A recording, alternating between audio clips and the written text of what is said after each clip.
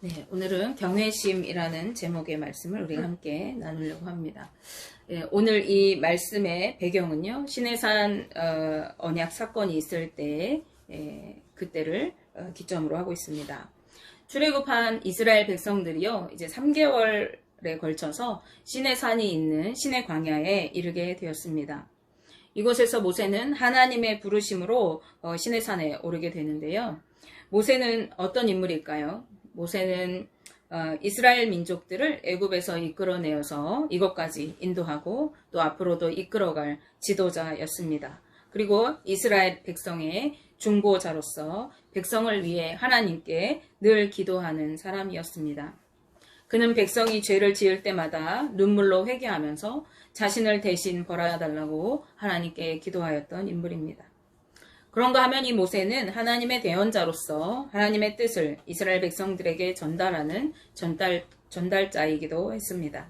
이런 모세는 만왕의 왕이 되시고 하나님과 우리 사이에 중보자 되시는 예수님의 모습을 예표하는 그러한 인물이라고 하겠습니다. 이때에도 하나님께서는요, 시내산에 오른 모세에게 이스라엘 백성에게 가서 하나님께서 이곳까지 그들을 어떻게 인도해 내셨는지를 상기시키고 또 그들을 향한 하나님의 뜻을 전하라고 명령하셨습니다. 출애굽기 19장 5절 6절 말씀해 보시면 세계가 다 내게 속하였나니 너희가 내 말을 잘 듣고 내 언약을 지키면 너희는 모든 민족 중에서 내 소유가 되겠고 너희가 내게 대하여 제사장 나라가 되며 거룩한 백성이 되리라. 너는 이 말을 이스라엘 자손에게 전할지니라 라고 말씀하십니다. 모세로부터 이러한 하나님의 말씀을 들은 백성들은 여호와께서 명령하신 대로 우리가 다 행하리이다 라고 순종할 것을 맹세하고 그렇게 대답하였습니다. 모세는 이 백성들의 뜻을 하나님께 다시 아뢰어드렸어요. 중보자이니까 하나님의 뜻을 백성에게 전하고 또 백성들의 뜻을 하나님께 전하였습니다. 물론 하나님은 다 아시지만요. 그러자 하나님께서는 그들을 성결하게 하고 여인도 가까이 하지 말라고 명령하십니다. 그리고 스스로 옷을 빨고 준비하게 한 후에 셋째 날을 기다리게 하라고 명령하셨어요. 왜냐하면 이 셋째 날에 하나님께서 온 백성이 지켜보는 가운데에 친히 시내산에 강림하시길 것이기 때문에 그렇습니다. 그날에는 나팔을 길게 불어서 백성들을 모두 산 앞으로 모이도록 하되 그들을 엄히 경계하여서 산에 오르지는 못하게 하라고 말씀하셨어요. 우리 죄인된 인간이 함부로 하나님 앞에 나설 때에는 반드시 죽임을 당하기 때문에 그렇습니다. 그리고 이제 드디어 셋째 날 아침이 밝았습니다. 백성들이 바라보니까 산 위에 우레와 번개가 가득하고 또 빽빽한 구름이 온 산을 덮었습니다. 매우 큰 나팔 소리가 백성을 향해 울렸습니다. 그 광경의 백성들은 모두 떨었다고 성경은 말씀하고 있습니다. 모세가 하나님을 맞으려고 백성을 거느리고 산기슭에 이르러 보니까 산이 진동하고 연기가 산에 자욱하였습니다. 그리고 여호와 하나님께서는 산 위에 불 가운데 강림해 계셨어요. 귓전에 울리는 나팔 소리는 점점 커져만 갔습니다. 그때 하나님께서는 친히 음성으로 모세와 대화하셨고 모세를 산꼭대기로 부르셔서 다시 한번 백성을 경계하고 아론과 함께 다시 올라오라고 명령하셨어요. 모세가 백성에게 내려가서 산에 다시 올라오지 말 것을 한 번 더 당부하고 아론과 함께 하나님 앞으로 나아갑니다. 이때 하나님께서는 이스라엘 백성들이 지켜야 할 율법인 10계명을 모세를 통해서 이스라엘 백성에게 선포하셨습니다. 이 장엄한 하나님의 임재 현장을 목격한 이스라엘 백성들은요, 너무나도 두렵고 떨렸습니다. 온 산을 뒤덮은 구름과 연기, 그리고 우레와 번개, 불꽃 가운데서 들려오는 하나님의 준엄한 음성과 귓가를 울려대는 나팔 소리에 이들은 온몸이 떨리고 감히 다가갈 수 없었습니다. 우리가 웅장한 어떠한 자연 현상만 봐도 인간의 작고 연약한 존재임을 느끼면서 두려워하기 마련인데 이 이스라엘 백성들이 이 하나님의 임재를 보았을 때 얼마나 두려워했겠습니까? 이들은 멀찍이 서서 모세에게 말하였습니다. 출애굽기 20장 19절 말씀입니다. 모세에게 이르되 당신이 우리에게 말씀하소서 우리가 들으리이다. 하나님이 우리에게 말씀하지 말게 하소서 우리가 죽을까 하나이다. 라고 그들이 말씀합니다. 그들은 자신들이 방금 경험한 거룩한 하나님의 임재를 도저히 감당할 수가 없을 만큼 두려웠습니다. 죄인된 자신들이 감히 하나님 앞에 서게 된다면 죽을 것만 같았습니다. 신명기 5장 25절에서 27절 말씀을 보시면 당시 이스라엘 백성들의 말을 모세가 자세히 기록해 놓은 것을 볼 수 있습니다. 백성들은 말합니다. 이제 우리가 죽을 까닭이 무엇이니까? 이 큰 불이 우리를 삼킬 것이요. 만일 우리가 우리 하나님 여호와의 음성을 다시 들으면 죽을 것이라. 육신을 가진 자로서 우리처럼 살아계시는 하나님의 음성이 불 가운데서 바람을 듣고 생존한 자가 누구니까? 당신은 가까이 나아가서 우리 하나님 여호와께서 하시는 말씀을 다 듣고 우리 하나님 여호와께서 당신에게 이르시는 것을 다 우리에게 전하소서. 우리가 듣고 행하겠나이다 하였느니라. 아멘. 이들은 모세더러 하나님의 불이 자신들을 삼켜서 죽음에 이르게 될까 두려우니까 당신이 대신 가서 하나님 말씀을 듣고 그리고 와서 우리에게 전해달라고 하는 것입니다. 즉 중보자가 되어달라고 요청하고 있는 것이죠. 이러한 백성들의 말을 들은 모세는요, 두려워하지 말라고 말하면서 하나님의 임재는 이스라엘 백성들로 하여금 하나님을 경외하며 범죄하지 않게 하시기 위한 것이라고 말해 줍니다. 즉 하나님을 향한 경외심이 그들을 범죄하지 않게 한다는 것입니다. 이 경외심이라는 글자의 한자는요, 공경할 경자, 그리고 두려워할 외자, 마음심자를 씁니다. 따라서 이 단어의 사전적 의미는 공경하면서 두려워하는 마음을 의미하는 것입니다. 일반적으로 이 단어는요, 장엄한 자연현상이나 위대한 인물을 향한 놀라움과 감탄, 그리고 찬양과 두려움의 복잡한 감정들을 표현할 때 주로 사용되는 단어예요. 그런데 이 단어를 하나님께 대해서 사용할 때 이것은 하나님을 향한 공경함과 거룩한 두려움을 표현하는 단어입니다. 이스라엘 백성들은 위대하신 하나님을 향하여 바로 이 거룩한 두려움과 놀라움으로 가득하였고 하나님과 자신들 사이에 중보자가 되어줄 것을 모세에게 요청하고 있는 것입니다. 이러한 그들의 요구를 하나님께서는요, 옳게 여기셨대요. 그들의 그 마음을 기쁘게 받으신 거죠. 그래서 신명기 5장 29절 말씀에서 다만 그들이 항상 이 같은 마음을 품어 나를 경외하며 내 모든 명령을 지켜서 그들과 그 자손이 영원히 복받기를 원하노라 라고 말씀하십니다. 하나님께서는 하나님의 백성인 이스라엘 백성들이 하나님을 향하여 두려움과 떨림으로 중보자를 구하고 있는 이 경외심을 갖는 것이 그들에게 합당한 것이라고 하세요. 그리고 이 같은 마음을 항상 품고 하나님을 경외하며 살아가야 한다고 말씀하십니다. 왜 그렇습니까? 하나님을 경외할 때, 즉 하나님을 두려워할 때 우리가 그분의 말씀, 그분의 명령인 율법을 지키며 살아가게 되기 때문에 그렇습니다. 하나님을 두려워하지 않을 때 그분의 말씀을 업신여기고 그분의 말씀을 따라 살지 않게 되기 때문에 그렇습니다. 따라서 우리 성도들이 하나님을 향하여 마땅히 품어야 하는 마음이 바로 이 경외심입니다. 믿음의 가장 기본은 바로 하나님과 그의 아들 예수 그리스도를 바로 알고 그분을 두려워하는 것입니다. 이 두려움은 우리가 일반적으로 생각하는 그러한 두려움과는 전혀 다른 두려움입니다. 어떤 두려운 존재에 대한 두려움, 즉 히틀러나 나치나 혹은 신약시대 이스라엘 백성들을 통치했던 로마 군사와 같이 총과 칼로 우리를 위협하는 존재에 대한 그러한 두려움이나 또 혹은 귀신과 같이 영적인 존재에 대한 일반적인 사람들이 느끼는 어떤 공포에 의한 두려움과는 전혀 다른 두려움인 것입니다. 이것은 강압적인 두려움이 아니라 자발적인 두려움이에요. 어쩔 수 없이 저절로 느껴지는 당연한 두려움인 것입니다.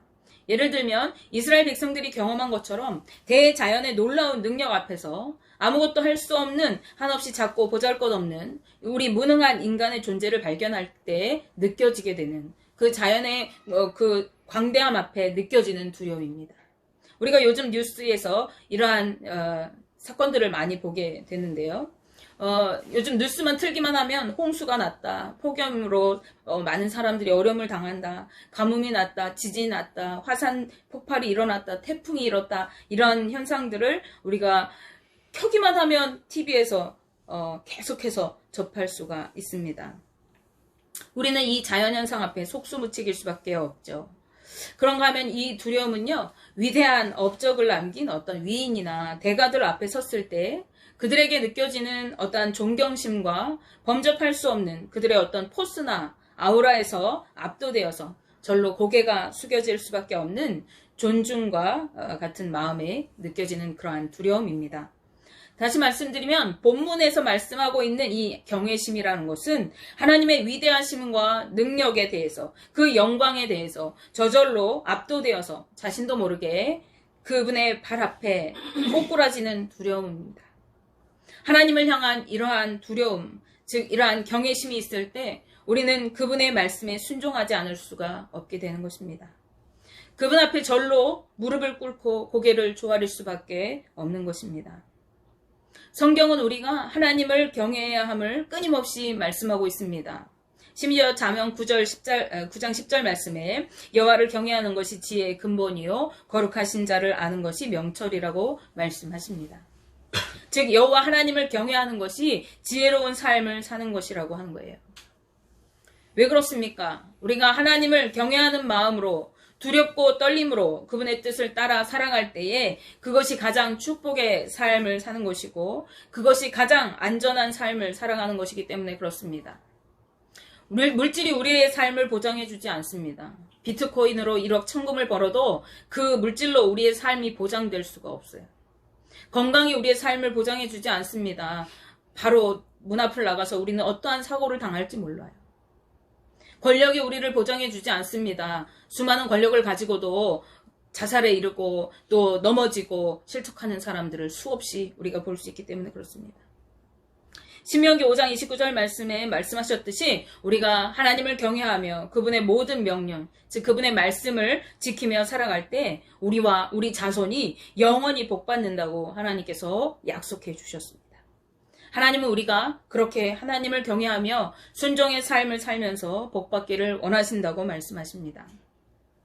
잠언 8장 17절에서 21절 말씀을 보시면 나를 사랑하는 자들이 나의 사랑을 입으며 나를 간절히 찾는 자가 나를 만날 것이라. 부귀가 내게 있고 장구한 재물과 공의도 그러하니라. 내 열매는 금이나 정금보다 나으며 내 소득은 수는보다 나으니라. 나는 정의로운 길로 행하며 공의로운 길 가운데로 다니나니 이는 나를 사랑하는 자가 재물을 얻어서 그 곳간에 채우게 하려 함이니라 라고 말씀하십니다. 우리의 모든 부귀와 재물과 명예는 하나님께서 공급해 주실 때 안전합니다. 우리에게 하나님께서 말씀하시는 것이 누차 말씀드렸듯이 너희가 돈 벌지 말아라. 너희가 높은 위치에 올라가지 말아라. 그런 것이 아니에요. 하나님보다 그런 것을 더 의지하고 그것만을 쫓아서 살아가는 삶이 하나님과 배반하는 삶인 것이지 물질 자체는 하나님께서 우리에게 허락하신 것이에요. 세상에서 우리가 누릴 수 있는 것도 하나님께서 우리에게 허락하신 것입니다. 그러나 우리에게 가장 우선되어야 할 것은 우리가 하나님을 경외하면서 그분의 뜻을 따라 살아가는 것이죠. 우리가 하나님을 경외하고 사랑하면서 그분을 간절히 찾고 사모하고 그분의 말씀을 따라 살아갈 때 하나님께서는 우리의 사랑으로 갚아주시고 우리를 만나주시고 축복해 주시는 분이십니다. 하나님은 우리가 주님 안에서 살아가면서 행복하게 살기를 원하시는 분이시기 때문입니다. 오늘 많은 사람들이 입으로는 주님을 믿는다고 하면서 말씀에 순종하여 살아가지 않습니다. 음식을 편식하여 먹는 것처럼 내 마음에 드는 말씀만 골라 먹고 내 마음에 안 드는 말씀은 외면해버립니다. 어떤 이들은 하나님의 말씀과 관계없이 살아가고 하나님과 관계없이 예배를 드리고 있습니다. 그러면서 자신은 구원받은 신실한 하나님의 백성이라고 말하고 있는 것입니다. 하나님 없는 교회, 하나님 없는 예배, 하나님 없는 삶으로 살아가면서 자신이 구원받은 하나님의 자녀요 성도라고 착각하며 살아가는 것이죠. 어떻게 이렇게 살아갈 수가 있는 것입니까? 바로 하나님을 경외하지 않기 때문입니다. 하나님을 두려워하지 않습니다. 우리를 향해 끝까지 참고 기다리고 계시는 하나님의 침묵하심이 하나님의 무능력이나 하나님의 부재로 여겨져서 하나님은 없다고 여기며 살아가는 것이죠. 하나님께 대하여 함부로 행동하고 그분의 말씀을 청종하여 듣지 않는 것입니다. 이것은 인간이 하나님을 제대로 알지 못하고 무지하기 때문에 그렇습니다. 이러한 모습은요, 앞서 말씀드렸듯이 마치 자연 앞에서 인간의 모습과 유사합니다. 인간은 평소에 자연을 함부로 대하면서 살아갑니다. 고요하게 침묵하는 자연이 마치 인간의 소유물인 것처럼 그것들로부터 혜택을 누리면서 좀 더 유용하고 편리한 방법들을 얻어내기 위해 때로는 개발이라는 이름으로 무분별하고 무차별적으로 파괴하고 훼손하는 경우들이 비일비재합니다. 그러다가 재해와 같은 자연의 심판 앞에서 무능함을 느끼고 그 자연의 엄중함에 두려움을 느낍니다. 자신이 알지 못했던 자연의 위대한 힘을 보게 되는 것입니다. 하나님의 능력은 이 자연의 능력과는 비교도 할 수 없는 것이 됩니다. 그런데도 인간들은 하나님을 두려워할 줄 모르고 그분을 미워하고 업신여기면서 하나님 곁을 떠나갑니다. 신명기 5장 9절 중반절에서 10절 말씀에 내 하나님 여호와는 질투하는 하나님인즉 나를 미워하는 자의 죄를 갚되 아버지로부터 아들에게로 3, 4대까지 이르게 하거니와 나를 사랑하고 내 계명을 지키는 자에게는 1000대까지 은혜를 베푸느니라고 말씀하십니다. 이스라엘 백성들은 역사 속에서 하나님을 경외하지 않고 수도 없이 하나님을 업신여기고 배반하고 떠나갔습니다. 하나님의 말씀을 순종하지 않았습니다. 그 결과 하나님의 진노와 심판을 경험하고 살아가게 된 것입니다. 서기관과 바리새인들은 하나님을 경외하지 않고 인간의 전통과 율법주의에 빠져서 하나님과 관계없는 삶을 살았습니다. 그 결과 하나님의 구원에 이르지 못하고 지옥의 백성으로 살아가게 되었던 것입니다. 오늘 여러분의 삶은 어떻게 살아가고 계십니까? 하나님을 경외하며 말씀을 따라 순종하고 계십니까? 아니면 하나님과 관계없는 삶을 살아가면서 변질된 믿음을 붙들고 살아가고 계십니까? 지금은 우리의 믿음을 바로 세워야 할 때입니다. 우리의 신앙을 개혁해 나가야 할 때인 것입니다. 온전한 믿음으로 주님의 오실 날을 대비해야 할 때가 바로 지금입니다.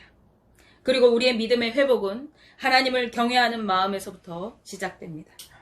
이브리서 12장 28절에서 29절 말씀을 보시면 그러므로 우리가 흔들리지 않는 나라를 받았은즉 은혜를 받자 이로 말미암아 경건함과 두려움으로 하나님을 기쁘시게 섬길지니 우리 하나님은 소멸하는 불이심이라 라고 말씀합니다. 우리가 흔들림 없는 마음으로 하나님을 경외하며 그분 앞에서 두렵고 떨림으로 하나님을 기쁘시게 하는 삶을 살아가야 한다고 말씀하고 있습니다. 오늘 우리의 마음을 한번 들여다볼 수 있으시길 바랍니다. 여러분은 하나님을 경외하며 살아가고 계십니까? 만약 혹시라도 여러분이 그렇게 살지 못하고 계시다면 하나님을 향한 우리의 마음을 온전하게 해주시기를 기도하며 주님께 나아가야 하겠습니다. 원하기는 저와 우리 성도님들이 전심으로 하나님을 경외하며 두렵고 떨림으로 그분을 믿고 섬기며 말씀대로 순종하여 살아가고 영원한 하나님의 축복을 누리는 삶을 살게 되시기를 주님의 이름으로 축복하며 기도합니다.